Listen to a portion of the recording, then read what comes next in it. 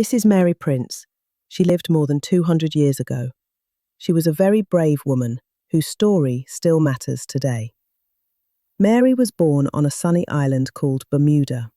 She lived by the sea with her family. She loved being close to her mother and brothers and sisters. But when Mary was still a child, her life began to change. Families like hers were not free. They could be taken and sold at any time. One day, Mary was taken away from her mother.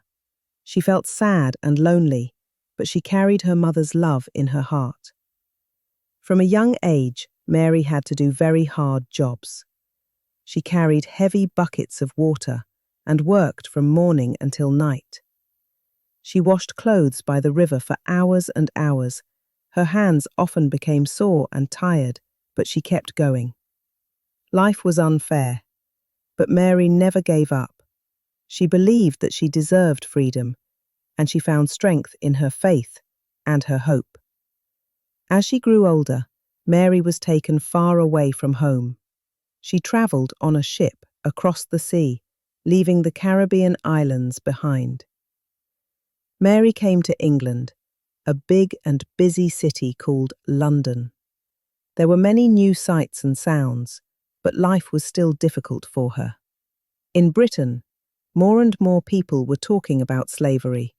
Some people wanted it to end, and Mary's story would help them to understand why. Mary found the courage to tell others about her life. She spoke to people who were fighting to end slavery, and they listened to her words. Mary's life story was written down in a book. It was called The History of Mary Prince.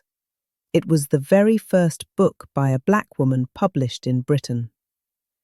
Mary's brave words helped to change history. Today, we remember her as a woman of courage, whose voice still speaks for freedom and hope.